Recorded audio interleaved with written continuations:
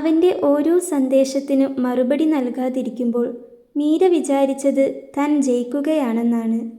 ഒരു ചെറിയ തെറ്റിദ്ധാരണയുടെ പേരിൽ അവൻ്റെ ഭാഗം പോലും ഒന്ന് കേൾക്കാൻ കൂട്ടാക്കാതെയാണ് അവൾ ആ ബന്ധം വേണ്ടെന്ന് വെച്ചത്. അവൻ എത്രയോ തവണ നേരിട്ടും ഫോണിലൂടെയും സത്യം എന്താണെന്ന് പറയാൻ ശ്രമിച്ചു. അവളുടെ പിന്നാലെ നടന്നു. പക്ഷേ അവളുടെ വാശിയും സംശയവും അവൻ്റെ സ്നേഹത്തെക്കാളും വിഷമത്തെക്കാളും വലുതായിരുന്നു. അങ്ങനെയിരിക്കെ ഒരു മഴയുള്ള പുലർച്ചെയാണ് ആ ഫോൺ കോൾ അവളെ തേടി വന്നത്. അമൽ പോയി. ആക്സിഡൻ്റ് ആയിരുന്നു. അവൻ്റെ അവസാന നിമിഷത്തിലും അവൻ പറഞ്ഞത് അവനൊരു തെറ്റും ചെയ്തിട്ടില്ലെന്നായിരുന്നു. അവന് നിന്നെ ഇപ്പോഴും ഇഷ്ടമാണെന്നായിരുന്നു. എന്തായാലും നിന്റെ ആഗ്രഹം നടന്നല്ലോ. ഇനി അവൻ്റെ ശല്യം നിനക്കുണ്ടാകില്ലല്ലോ. എന്തിനാ നീ അവനെ വേണ്ടെന്ന് വെച്ചത്? പാവമായിരുന്നില്ലേടി അവൻ? അവന് നിന്നെ ഒത്തിരി ഇഷ്ടമായിരുന്നില്ലേടി?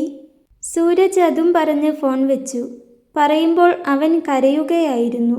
ഒപ്പം അവളോടുള്ള ദേഷ്യവും പരാതിയുമൊക്കെ അതിൽ നിറഞ്ഞു നിന്നിരുന്നു. അവരുടെ രണ്ടുപേരുടെയും കോമൺ ഫ്രണ്ടായ സൂരജ് ആയിരുന്നു അവളെ വിളിച്ചത് പറഞ്ഞത്. ആ വാർത്ത കേട്ട നിമിഷം അവളാകെ തറഞ്ഞു നിന്നുപോയി. ഒരു നിമിഷം അവളുടെ ലോകം തന്നെ നിശ്ചലമായി പോയതുപോലെ. കാതുകൾ രണ്ടും ആരോ കൊട്ടിയടച്ചിരിക്കുന്നു. ചെവിയിൽ വണ്ട് മൂളുന്നത് പോലെ ഒരു ശബ്ദം മാത്രം നിറഞ്ഞു നിന്നു. അവൾ എങ്ങനെയോ തപ്പിപ്പിടഞ്ഞെഴുന്നേറ്റ് അമ്മയും അച്ഛനും കിടക്കുന്ന മുറിയിലേക്ക് നടന്നു. അവരുടെ വാതിലിൽ എങ്ങനെയൊക്കെയോ വിറയ്ക്കുന്ന കൈകൾ കൊണ്ട് അമർത്തി തട്ടി. അവർ വാതിൽ തുറക്കുമ്പോഴേക്കും അവൾ ആ വാതിൽക്കൽ തന്നെ കുഴഞ്ഞു വീണിരുന്നു. ആരൊക്കെയോ താങ്ങിപ്പിടിച്ച് അവൻ്റെ വീട്ടിൽ കൊണ്ടുപോകുന്നതും വെള്ള പുതപ്പിച്ച് കിടത്തിയ അവൻ്റെ അരികിലേക്ക് മറ്റെല്ലാവരെയും പോലെ അവരിലൊരാളായി അവളെയും കൂട്ടിക്കൊണ്ടു പോകുന്നതുമൊക്കെ അവൾ അറിഞ്ഞിരുന്നു. അവനെ ഒന്ന് ചേർത്ത് പിടിച്ച് പൊട്ടിക്കരയാനും ആ നെറുകിൽ ചുണ്ടു ചേർക്കാനുമൊക്കെ അവൾക്ക് തോന്നുന്നുണ്ട്. പക്ഷേ അതിനെല്ലാം മനസ്സ് കൊതിക്കുമ്പോഴേക്കും ബോധം മറിഞ്ഞ് ഒരു പഴംതുണി കെട്ടുപോലെ അവൾ താഴേക്ക് വീണിരുന്നു. പിന്നീടുള്ള ഓരോ നിമിഷവും ഓരോ ദിവസവും അവൾക്ക് നരകമായിരുന്നു. അവൾ മറുപടി കൊടുക്കാത്ത അവനയച്ച ഒത്തിരി വാട്സാപ്പ് മെസ്സേജുകൾ, അവൾ എടുക്കാതെ കട്ട് ചെയ്തു കളഞ്ഞ അവൻ്റെ ഒത്തിരി കോളുകൾ. വഴിയിൽ വെച്ച് അവനെ കണ്ടപ്പോൾ തിരിഞ്ഞു നടന്നത്. അപ്പോൾ അവൻ്റെ കണ്ണുകളിൽ കണ്ട നിരാശ, സങ്കടം. ഒരു തവണയെങ്കിലും എന്നെ ഒന്ന് കേൾക്കുവാവേ എന്ന് കരഞ്ഞു പറഞ്ഞ അവൻ്റെ ആ ശബ്ദം, അവൻ്റെ കണ്ണുനീർ, അതെല്ലാം അവളിലേക്ക് ആഞ്ഞടിക്കാൻ തുടങ്ങി. ഇപ്പോൾ അവൾക്ക് മനസ്സിലാകുന്നുണ്ട് തൻ്റെ ഭാഗത്താണ് തെറ്റെന്ന്. എന്നിട്ടും തന്നോടുള്ള ഇഷ്ടം കൊണ്ട് മാത്രം അവൻ പിന്നാലെ നടന്നതാണെന്ന് ആലോചിക്കും തോറും അവളുടെ ഉള്ളം ചുട്ടുപൊള്ളി. അവൻ്റെ ആ വാവേ എന്ന വിളി ഒന്നുകൂടി കേൾക്കാൻ അവൾ കൊതിച്ചുപോയി. അവനെ ഒന്ന് കാണാൻ, അവൻ്റെ കൂടെ അല്പം നേരമൊന്ന് ഇരിക്കാൻ, എൻ്റെ ഭാഗത്താണ് തെറ്റെന്ന് പറയാൻ, ക്ഷമിച്ചേക്കണേ എന്നൊന്ന് പറയാൻ. എല്ലാത്തിനും അവൾക്ക് വല്ലാത്തൊരു ഭ്രാന്തമായ കൊതി തോന്നി. അവൾക്ക് സ്വയം തല തല്ലിപ്പൊളിക്കാൻ തോന്നി. എവിടെ ചെന്നാലാണ് അവനെ ഒന്ന് കാണാൻ പറ്റുക? ഇല്ല, എവിടെ ചെന്നാലും പറ്റില്ല. ഈ ഭൂമിയുടെ ഏതറ്റത്ത് ചെന്നാലും കണ്ടുപിടിക്കാൻ പറ്റില്ല.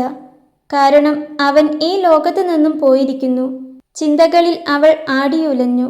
സമാധാനം എന്തെന്ന് അവൾ അറിഞ്ഞില്ല. പാപിയാണ് താനെന്ന് പറഞ്ഞ് അവൾ അലമുറയിട്ട് കരഞ്ഞു. എന്നിട്ട് എന്തിന്? ആരെ കാണിക്കാൻ? ബുദ്ധിയും സ്വബോധവും നഷ്ടപ്പെട്ട് അവൾ ഒരു ഭ്രാന്തിയായി മാറി. മുടി വലിച്ചു പറിച്ചവൾ ഒരു ഭ്രാന്തിയെപ്പോലെ ആർത്തു കരഞ്ഞു. ആ കരച്ചിലിൽ അവൾ ഞെട്ടിപ്പിടഞ്ഞെഴുന്നേറ്റു. അവൾക്കൊന്നും മനസ്സിലാകുന്നുണ്ടായിരുന്നില്ല. ശരീരമാകെ വെള്ളക്കെട്ടിൽ കിടന്നെഴുന്നേറ്റതുപോലെ വിയർത്തൊലിച്ചിട്ടുണ്ട്. കുറച്ചധികം സമയം തന്നെ വേണ്ടി വന്നു അതൊരു സ്വപ്നമാണെന്ന് അവൾക്ക് മനസ്സിലാക്കാൻ. ഇതൊന്നും സത്യമല്ല, സ്വപ്നമാണെന്ന് മനസ്സിലായപ്പോഴാണ് അവൾക്ക് തെല്ലൊരു ആശ്വാസം വന്നത്. എങ്കിലും പേടിയും വെപ്രാളവും ഇപ്പോഴും മാറിയിട്ടില്ല. അവൾ തപ്പിപ്പിടഞ്ഞ് ഫോണെടുത്തു. സമയം പുലർച്ചെ 5 മണിയായിട്ടുണ്ട്. ശബ്ദം പോലും പുറത്തേക്ക് വരുന്നില്ല. ശരീരത്തിൻ്റെ വിറയൽ ഇപ്പോഴും നിന്നിട്ടില്ല. എങ്കിലും അവൾ അവൻ്റെ നമ്പർ എടുത്തു. തിരിച്ചു വിളിക്കാത്ത, അറ്റൻഡ് ചെയ്യാത്ത അവൻ്റെ ഒത്തിരി കോളുകൾ. അവൾക്ക് നെഞ്ചു പിടഞ്ഞു. കണ്ണുകൾ നിറഞ്ഞൊഴുകി. ഇതുവരെ ഉണ്ടായിരുന്ന വാശിയും ദേഷ്യവും അഹങ്കാരവും ഒന്നും അപ്പോൾ അവളിൽ ഉണ്ടായിരുന്നില്ല. ആ സമയം മറ്റൊന്നും നോക്കാതെ, ഒന്നും ആലോചിക്കാതെ അവൾ അവൻ്റെ നമ്പറിലേക്ക് ഡയൽ ചെയ്തു. അവൻ്റെ ശബ്ദമൊന്ന് കേൾക്കണം. അവൻ ജീവനോടെയുണ്ടോ എന്നൊന്നറിയണം. അതായിരുന്നു അവൾക്ക് ആദ്യം വേണ്ടിയിരുന്നത്. ആദ്യത്തെ റിങ് കട്ടാകുന്നതിന് മുൻപേ അവൻ ഫോണെടുത്തു. ഉറക്കച്ചടവോടെയാണ് അവൻ ഫോണെടുത്തതെങ്കിലും അത് അവളുടെ കോളാണെന്ന് കണ്ടതും അവൻ വേഗം കോളെടുത്തു. കോളെടുത്തിട്ടും അവളുടെ ഭാഗത്തു നിന്നും ഒന്നും കേൾക്കുന്നില്ല. പക്ഷേ വ്യക്തമല്ലാത്ത എന്തോ ഒരു തേങ്ങൽ കേൾക്കുന്നുണ്ട്. അവനാകെ വെപ്രാളമായി. വാവേ, അവൻ വിളിച്ചു. അവൻ്റെ ആ വാവേ എന്ന വിളി, അത് മതിയായിരുന്നു അവളുടെ തൊണ്ടക്കുഴിയിൽ തടഞ്ഞു നിന്ന കരച്ചിൽ അണ പൊട്ടിയതുപോലെ പുറത്തേക്ക് വരാൻ. അവനാകെ പേടിച്ചു പോയി. ഇന്നലെ വൈകുന്നേരം പിന്നാലെ ചെന്നിട്ട് പോലും തിരിഞ്ഞു നോക്കാതെ പോയവളാണ്. അവൾ ഈ പുലർച്ചെ സമയത്ത് വിളിച്ച് ഇങ്ങനെ കരയണമെങ്കിൽ എന്തോ സംഭവിച്ചിട്ടുണ്ട്. അവന് വല്ലാത്ത വെപ്രാളവും ആദിയും തോന്നി. വാവേ, എന്തിനാ കരയുന്നേ? എന്താ പറ്റിയേ? അവൻ ആദിയോടെ വീണ്ടും ചോദിച്ചു. സോറി അപ്പുവേട്ട, സോറി. എന്നോട് ക്ഷമിച്ചേക്കണേ. എന്നോട് കൂട്ടായേക്കണേ. എന്നെ വിട്ടിട്ട് പോയേക്കരുതേ, അവളൊരു കരച്ചിലോടെ തന്നെ പറഞ്ഞു. അവൾ പറയുന്നത് കേട്ട് അവൻ്റെ കണ്ണുകളൊന്ന് ചുരുങ്ങി. കാര്യമായിട്ടെന്തോ സംഭവിച്ചിട്ടുണ്ട്. അല്ലാതെ ഇങ്ങനെ സംഭവിക്കില്ല. പക്ഷേ ഇപ്പോൾ ഈ അവസ്ഥയിൽ അവളോട് ചോദിക്കുന്നതും ശരിയല്ല. എനിക്ക് കാണണം. ഇല്ലാതെ എനിക്കൊരു സമാധാനവുമില്ല. ഞാൻ എന്തേലും കാണിച്ചിട്ടുണ്ടേൽ എനിക്ക് അത്രയും ഇഷ്ടമുള്ളതുകൊണ്ടല്ലേ? അവൾ വീണ്ടും പറയുന്നുണ്ട്. അതു കേൾക്കെ അവൻ്റെ ചുണ്ടിലൊരു പുഞ്ചിരി വിരിഞ്ഞു. ഒരിക്കലും തിരിച്ചു കിട്ടില്ലെന്ന് കരുതിയ, എന്നേക്കുമായി നഷ്ടപ്പെട്ടെന്ന് കരുതിയ, തനിക്ക് അത്രമേൽ പ്രിയപ്പെട്ടത് കിട്ടിയ സന്തോഷവും സമാധാനവുമായിരുന്നു അവളിൽ. അതിനെ ഇനി ഒന്നിൻ്റെ പേരിലും നഷ്ടപ്പെടുത്താൻ ആവില്ലായിരുന്നു അവൾക്ക്. നഷ്ടപ്പെടുമ്പോഴാണ് നമ്മൾ പലതിൻ്റെയും വില അറിയാറുള്ളത്. അല്ലെങ്കിൽ നഷ്ടപ്പെടുമെന്നും ഇനിയൊരിക്കലും തിരിച്ചു കിട്ടില്ലെന്നുമുള്ള പൂർണ്ണ ബോധ്യം വരുമ്പോൾ. ഈ കണ്ണുള്ളപ്പോൾ കണ്ണിൻ്റെ വിലയറിയില്ലെന്ന് പറയില്ലേ, അതുപോലെ. പക്ഷെ അപ്പോഴേക്കും കാര്യങ്ങൾ കൈവിട്ടു പോയിട്ടുണ്ടാകും. ഒരിക്കലും ശരിയാക്കാൻ പറ്റാത്ത വിധം, തിരിച്ചു കിട്ടാത്ത വിധം. കൂടെയുള്ളപ്പോൾ നമ്മൾ പലപ്പോഴും ആത്മാർത്ഥമായ സ്നേഹത്തെ തിരിച്ചറിയാറില്ല.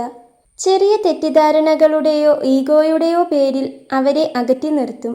അവരുടെ മനസ്സെന്തെന്നും വേദന എന്തെന്നും നമ്മൾ ഓർക്കാറില്ല. നമ്മുടെ വാശിയും വേദനകളുമായിരിക്കും നമുക്ക് വലുത്. ചെറിയ ചില പ്രശ്നങ്ങൾക്ക് മുൻപിൽ വലിയ സ്നേഹത്തെ കാണാതെ പോകും. തൻ്റെ വാശി ജയിക്കണമെന്നേ ഉണ്ടാവുകയുള്ളൂ. എന്നാൽ അവർ എന്നേക്കുമായി നമ്മളിൽ നിന്ന് അകന്നുപോയി എന്ന് ചിന്തിക്കുന്ന ആ ഒരു നിമിഷമുണ്ടല്ലോ, അത് തരുന്ന വേദന അതൊരിക്കലും താങ്ങാൻ കഴിഞ്ഞെന്ന് വരില്ല. ചെറിയ ചില പിണക്കങ്ങളുടെ പേരിൽ സ്നേഹിക്കുന്നവരെ സംശയിച്ച് അവരെ അകറ്റി നിർത്തരുത്. കാരണം നഷ്ടപ്പെട്ടു കഴിഞ്ഞാൽ പിന്നെ തിരികെ കിട്ടാത്തതാണ് ആത്മാർത്ഥമായ സ്നേഹവും മനുഷ്യരുടെ ജീവനും. തെറ്റുകൾ തിരുത്താനും വീണ്ടും ഒരുമിക്കാനും എല്ലാവർക്കും എപ്പോഴും ഇതുപോലെ സ്വപ്നങ്ങൾ ഉണ്ടായെന്ന് വരില്ല. നിങ്ങളുടെ ജീവിതത്തിലും ഇതുപോലെ തിരികെ ചേർത്ത് വെച്ച പ്രണയങ്ങൾ, അല്ലെങ്കിൽ ദാമ്പത്യം, അതുമല്ലെങ്കിൽ കുടുംബ ബന്ധങ്ങൾ, അങ്ങനെ എന്തെങ്കിലുമുണ്ടോ? ഉണ്ടെങ്കിൽ വെറുതെ ഒന്ന് കമൻറ്റിൽ പറയണേ.